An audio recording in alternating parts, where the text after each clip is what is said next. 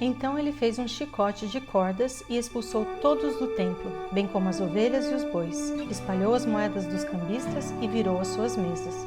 Aos que vendiam pombas disse: tirem estas coisas daqui. Parem de fazer da casa de meu pai um mercado. Jesus irado, com um chicote na mão? Essa não é a primeira imagem que vem em nossa mente quando nós pensamos em Jesus.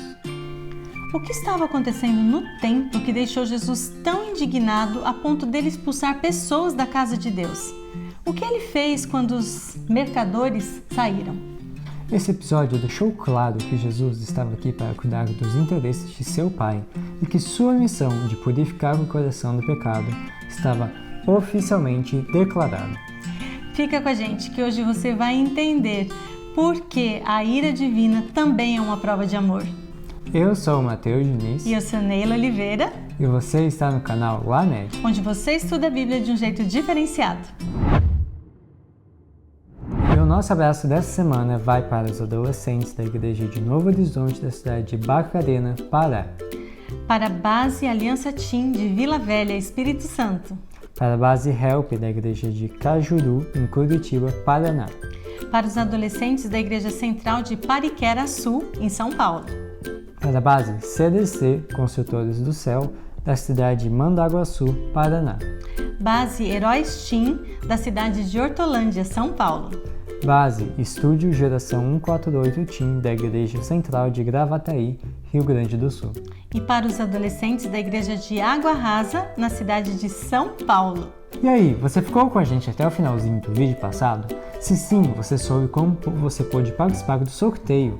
E falando em sorteio, o resultado dele sai no final desse vídeo. Então continue com a gente até o final. Foram mais de 250 comentários e a gente ficou muito feliz de você ter participado com a gente, comemorando essa data que é tão especial. Então aproveita, se inscreva, ok? E compartilhe esse vídeo, deixa ali o seu comentário. E agora, vamos para o vídeo.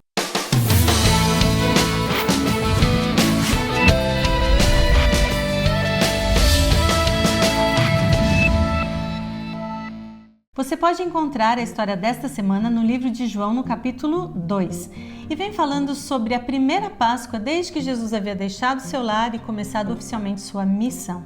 Como era costume entre os judeus, Jesus também foi até Jerusalém para comemorar essa festa. Discretamente ele se misturou à multidão. E sabe qual era o assunto mais falado, mais comentado? A vinda do Messias. Na verdade, esse sempre era o tema das conversas nessa época do ano. Agora, imagine Jesus ali. As pessoas estavam falando sobre as Escrituras. E isso era bom, mas elas estavam cometendo um pequeno equívoco. Elas estavam fazendo uma interpretação errada do trabalho que o Messias viria a fazer. Talvez sempre que ele tivesse a oportunidade, ele chegasse perto da pessoa e a incentivasse a ler com mais atenção a palavra de Deus. Imagine ele falando: então leia de novo. Será que o Messias não está vindo para libertar as pessoas de outro tipo de escravidão? A Páscoa era a ocasião de maior movimento em Jerusalém. As pessoas vinham de todas as regiões. E como era uma viagem longa, muitos não conseguiam trazer os animais para os sacrifícios.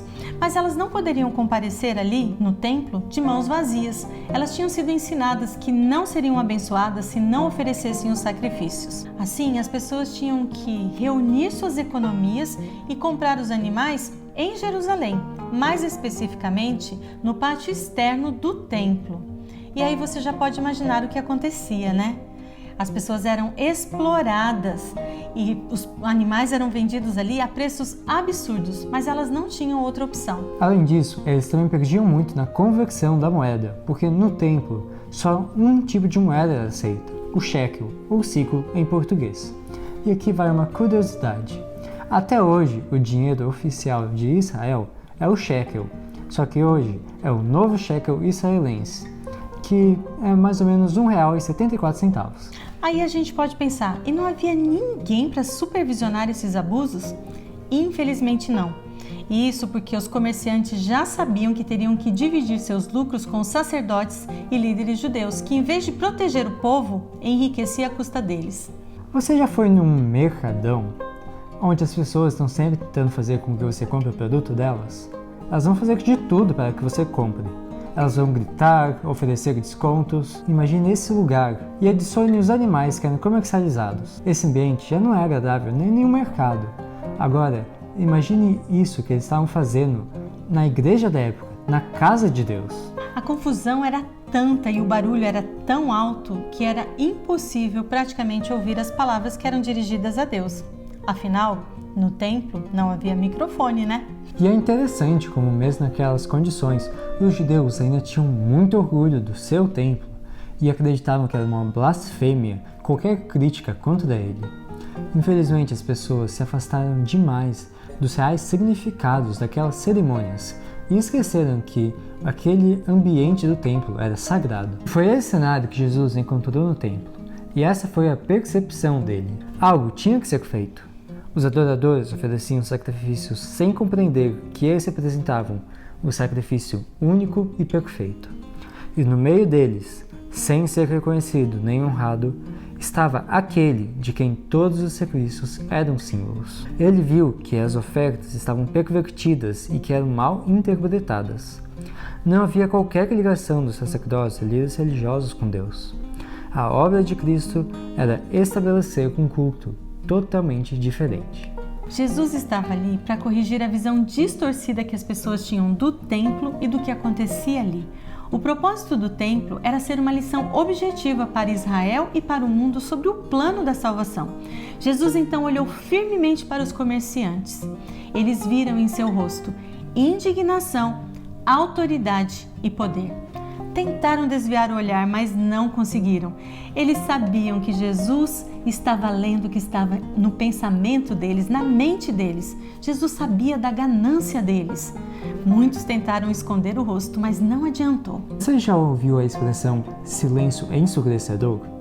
A sensação possivelmente foi de que eles estavam num tribunal e o julgamento não foi nada bom.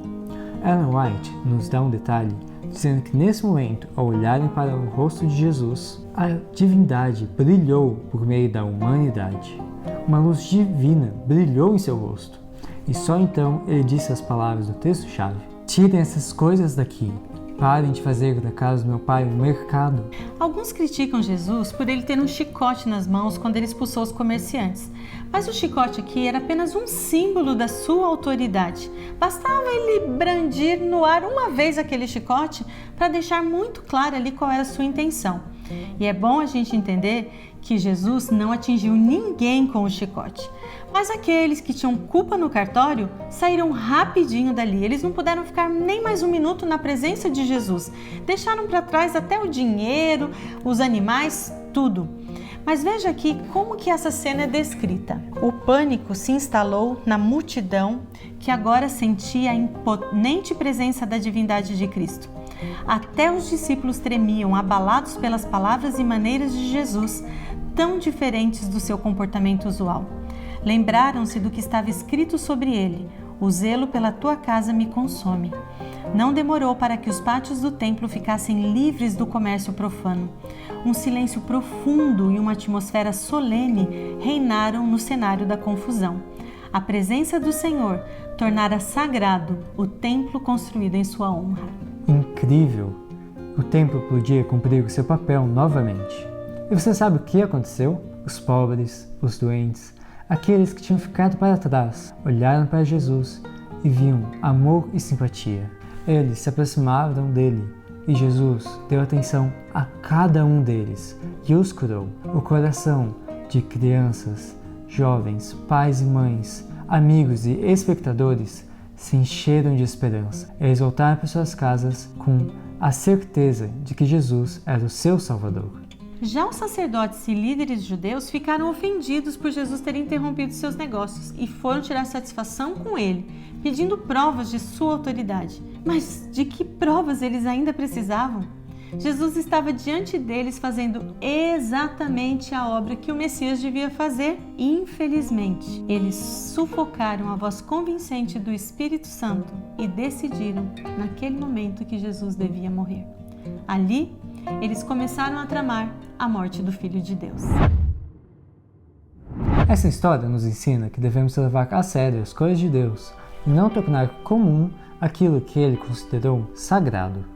Jesus queria que a casa de seu pai fosse usada para o propósito correto. Devemos lembrar que em qualquer lugar que a presença de Deus esteja, aquele lugar é sagrado. Em um primeiro momento, a ação de Jesus no templo pode até parecer estranha, especialmente porque a gente é levado a acreditar o tempo todo que a ira não faz parte do caráter de Jesus, pois ele é a expressão mais pura do amor. A imagem de um Deus irado parece combinar mais com as histórias do Antigo Testamento e não com Jesus, não é? No entanto, não é assim que funciona. Lembre-se de que Jesus veio não apenas para nos salvar, mas também para revelar o caráter de seu Pai. Assim como Deus, Jesus ama a justiça e odeia o pecado. Naquela situação, Jesus manifestou sua ira porque a casa de seu pai estava sendo profanada e as pessoas estavam sendo impedidas de conhecer a verdade. O pecado estava fazendo separação entre Deus e os seres humanos e ele não podia permitir isso. Essa não seria a primeira vez que Jesus mostraria indignação. Na verdade, isso aconteceria ainda outras vezes, sempre que alguém se posicionasse contra Deus. Mas a ira de Jesus, bem como a de Deus, sempre estiveram misturadas à compaixão. Sua misericórdia está disponível a todos que o aceitam como Salvador e decidem viver longe do pecado. E agora a gente vai ter o nosso sorteio, mas antes eu preciso fazer um agradecimento super especial ao meu companheiro aqui. Vocês devem ter percebido que hoje o Mateus está um pouquinho diferente. Cerca de uma semana atrás, ele contraiu dengue e para ele foi um esforço muito grande estar aqui. Mas ele fez isso por amor a você também. E ele vai tirar agora o primeiro nome do sorteio.